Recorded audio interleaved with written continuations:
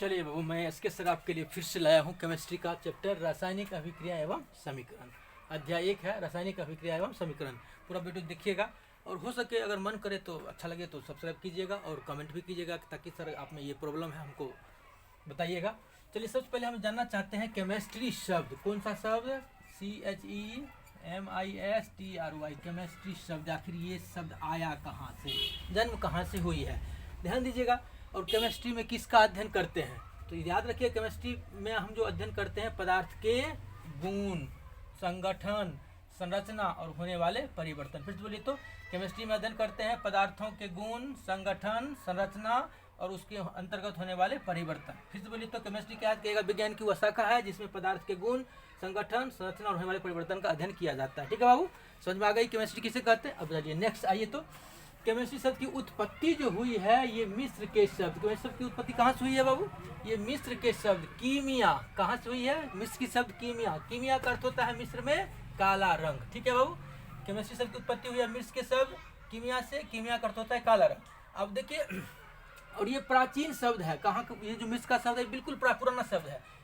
वहाँ एक और शब्द है कीमी। कीमी लोग वहाँ का काली मिट्टी को कहते हैं। कीमी शब्द काली मिट्टी के लिए मिस्र में प्रयोग होता है। प्रारंभ समय में विज्ञान का अध्ययन कहलाता था केमी टेकिंग। क्या कहलाता था? केमी टेकिंग। ध्यान दीजिएगा, प्रारंभ समय में विज्ञान का अध्ययन केमी टेकिंग। कीमी का अर्थ होता है काली मिट्टी, कीमिया का मतलब काला रंग। ये मिस्र का शब्द है, यानी मिस्र केमिस्ट्री शब्द की उत्पत्ति इन शब्दों से हुई है। अब दूसरी बात, केमिस्ट्री का जिसका जनक, फादर ऑफ केमिस्ट्री, लेवाइसियर। लिख लीजिए बढ़िया से, लेवाइसियर। और इसका स्क्रीनशॉट लीजिए, फिर आपको हम बताने जा रहे हैं।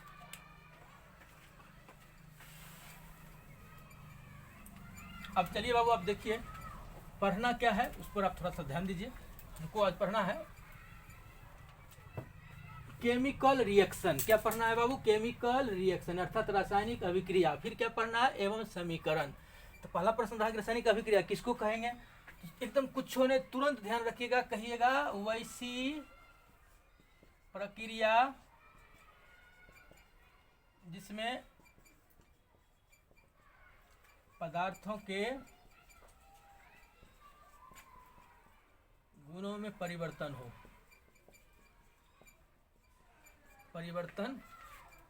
होता है।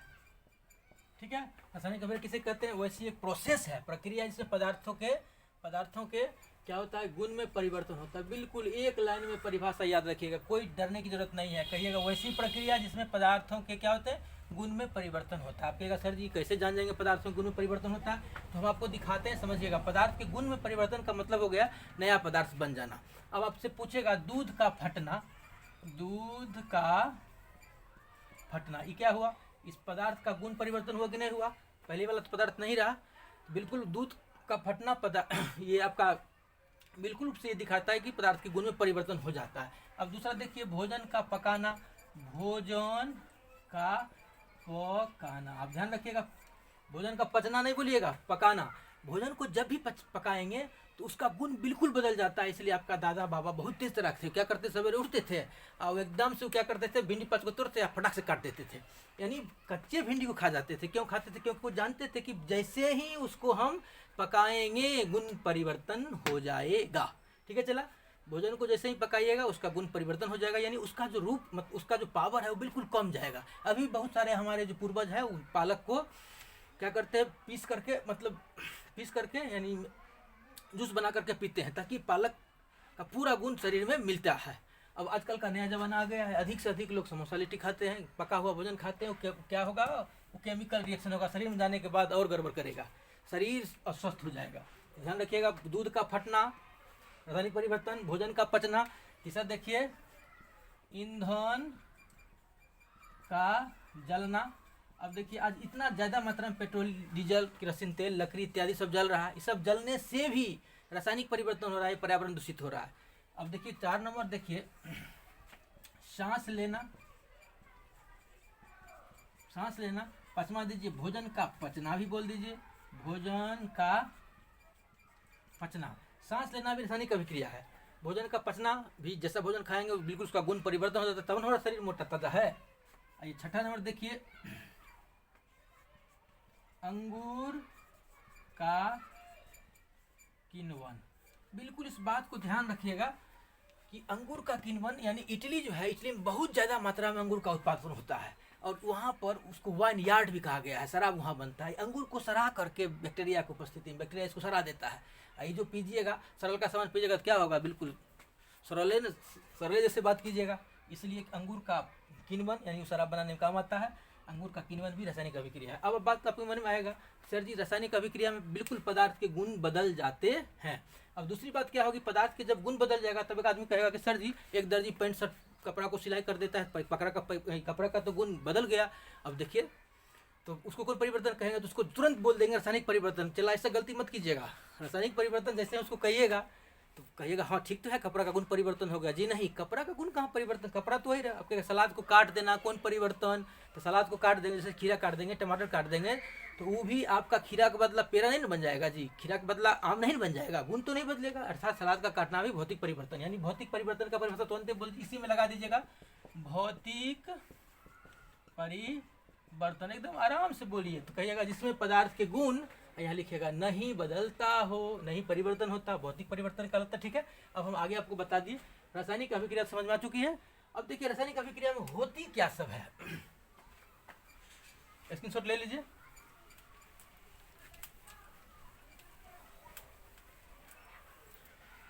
दूसरी बात आप यहाँ पर ध्यान दीजिए, रासायनिक अभिक्रिया अंतर्गत होती क्या है। इसमें पहला बात होता है, जब भी रासायनिक अभिक्रिया होती है तो गैस का निकलना, एक दूसरा बात कहिएगा अवक्षेप का निर्माण, अवक्षेप का निर्माण होना। तीसरा बात कहिएगा ताप में परिवर्तन होना, ताप में परिवर्तन होना। क्या बोलिए बताइए तो फिर से, गैस का निकलना, अवक्षेप का निर्माण होना, ताप में परिवर्तन होना, और बोलिए अवस्था बदल जाना, यहो बोल दीजिए, अवस्था बदल जाना। चौथा का छोड़िएगा, चौथा के रंग में परिवर्तन हो जाना, रंग में परिवर्तन हो जाना। चलिए आपको हम तुरंत बता रहे हैं, सीखिएगा। गैस का निकलना, जैसे ही हम लोग जिंक में सल्फ्यूरिक अम्ल डालेंगे तो क्या बन जाएगा, ZnSO4 और H2 गैस निकल जाएगा, गैस बन गया, बात खत्म है। अवक्षेप का निर्माण, अब देखिए अवक्षेप कैसे समझेंगे इसको समझिए। अवक्षेप जो होता है ये एक ठोस पदार्थ होता है। कैसा पदार्थ होता है, ये दोनों एक्वस में डालते हैं, एक्वस और एक ठोस पदार्थ के साथ ये निर्माण होता है, हम आपको दिखाएंगे। ताप में परिवर्तन, ताप परिवर्तन कुछ मत कीजिए, चूना को ले लीजिए, पानी में डाल दीजिए, छुए देखिए गर्म हो गया, चूना को पानी में डालिए गर्म हो जाएगा। अवस्था बदलना, रंग में परिवर्तन हो जाना। अभी हम 3-4 को चीज़ दिखा रहे हैं बारी बारी से, पहले आप आगे चलिए, इस बात को थोड़ा सा समझिए। यानी रासायनिक अभिक्रिया में गैस का निकलना, अवक्षेप का निर्माण होना, ताप में परिवर्तन होना, अवस्था बदल जाना, रंग में परिवर्तन। अब देखिए यहाँ पर लिखा हुआ है एक चीज, इसको देखिए, मैग्नीशियम प्लस ऑक्सीजन, तीर का निशान, ये बन जाता है मैग्नीशियम ऑक्साइड। अब देखो चला, इसको कहते हैं शब्द वाक्य में लिखना। तो अब बताइए, हम शब्द में लिख दिए, वाक्य में लिख दिए बराबर, तो इसके लिए हम एक संकेत देंगे Mg, इसके लिए संकेत देंगे O2, इसके यहाँ पर लिखेंगे हम, क्या होता है बाद में बताएंगे, अभी फिर देख लीजिए। ये मैग्नीशियम हीट दिए, चलिए बताइए दिए, हीट देने से ये बन गया मैग्नीशियम ऑक्साइड। आपके मन में आता है सर जी मैग्नीशियम हम देखे कहाँ है, सुन लीजिए बाबू, मैग्नीशियम बिल्कुल प्रयोगशाला में होता है। कैसा होता है एकदम समझिएगा, तार के रूप में होता है या रिबन के रूप में होता है। इसको कुछ देर खुला छोड़ दीजिएगा तो इसके ऊपर में इस मैग्नीशियम ऑक्साइड का, मैग्नीशियम ऑक्साइड का परत जम जाता है, मतलब इसको इसके ऊपर एक लेयर बन जाता है। इसलिए इसको हम लोग किससे साफ करते हैं, सरेस पेपर से तुरंत रगड़ेंगे, ऑक्सीजन की उपस्थिति में जलाएंगे। यहाँ लिखिएगा जलाना चाहे हीट करना, जलाएंगे तो तुरंत ही पकड़ लेगा, मैग्नीशियम ऑक्साइड जल जाएगा और नीचा में राख बच जाएगा, ये राख रूप। अब देखिए पहला जो मैग्नीशियम था राख में आ गया, तीर बता रहा है कि अभिक्रिया हो रही है। अब देखिए पूछेगा आपसे Mg प्लस O2, तीर का निशान Mg, क्या लिखा हुआ है, इसी को तो चला कहते हैं समीकरण। तो क्या बोलिएगा कि किसी भी रासायनिक अभिक्रिया को उस शब्द के स्थान पर संकेतों या सूत्रों से लिख देना। जो बोली जब रासायनिक अभिक्रिया को संकेतों एवं सूत्र की सहायता से लिखी जाती है तो उसे रासायनिक समीकरण कहा जाता है। फिर से बोले तो रासायनिक अभिक्रिया को लिख देते हैं, रासायनिक अभिक्रिया को सूत्रों, संकेतों एवं सूत्रों की सहायता से लिखा जाता है, तब उसे क्या कहते हैं? रासायनिक समीकरण कहते हैं। रासायनिक समीकरण कहते हैं। चलिए इसको समझिए फिर से। रासायनिक समीकरण किसे कहते हैं? तो कहिएगा रासायनिक अभिक्रिया को जब किसके रूप में लिखेंगे? संकेतों या सूत्र को सहायता से लिखेंगे तो इस प्रकार का जो लिखना होता है, लिखावट होता है, उसे ही रासायनिक समीकरण कहा जाता है। चलिए क्लियर हो गया। रासायनिक अभिक्रिया किसे कहते हैं? तो कहिएगा रासायनिक अभिक्रिया एक प्रोसेस है, प्रक्रिया है, वैसी प्रक्रिया जिसमें पदार्थ के गुण बदल जाते हैं। और दूसरी बात क्या हेडिंग हुआ? रासायनिक समीकरण। तो रासायनिक समीकरण क्या कहेगा? क्योंकि तत्व का भाषा में लिखना बड़ी कठिन हो जाता है। मैग्नीशियम कितना लंबा हो गया, शब्द के स्थान शब्द इस ऑक्सीजन लंबा हो गया, फिर मैग्नीशियम ऑक्साइड, ऐसा 5 को रिएक्शन देगा तो पगला ही नहीं जाइएगा। इसके लिए ध्यान रखिएगा कि इसी के लिए संकेत का उपयोग किया गया, Mg+O2। आपसे पूछेगा बाबू इसको क्या कहेंगे, तो अब तुरंत बताइएगा सर जी इसको तो बोलेंगे रासायनिक समीकरण। अब आप बताइए तो इसको क्या बोलेंगे? Mg+O2 क्या हुआ? तो कहिएगा रासायनिक कथी समीकरण। इसको पूछेगा बाबू मैग्नीशियम प्लस ऑक्सीजन तीर करने से ये क्या है? कहिएगा रासायनिक समीकरण नहीं है। क्या बोलेगा? रासायनिक समीकरण नहीं है। यानी क्या, कैसे पकड़िएगा? क्योंकि भाषा में प्रयोग किया गया है, मैग्नीशियम लिखा है प्लस ऑक्सीजन लिखा है, शब्द में नहीं लिखना चाहिए, शब्द में नहीं, वाक्य में नहीं होना चाहिए। इसके लिए संकेत और सूत्र का प्रयोग करेंगे। संकेत और वैसी जब रासायनिक अभिक्रिया को संकेतों एवं सूत्र के रूप में व्यक्त किया जाता है तो इसे हम लोग रासायनिक समीकरण कहते हैं। क्लियर? अब फिर आगे चलिए।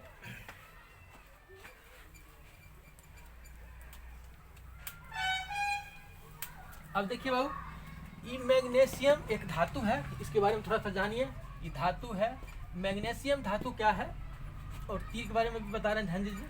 मैग्नीशियम धातु जब भी मिलेगा प्रयोगशाला में तार के रूप में मिलेगा या रिबन के रूप में मिलेगा। एकदम ध्यान रखिएगा, ये तार के रूप में रहेगा, ये रिबन के रूप में रहेगा। तो इसको, इस धातु को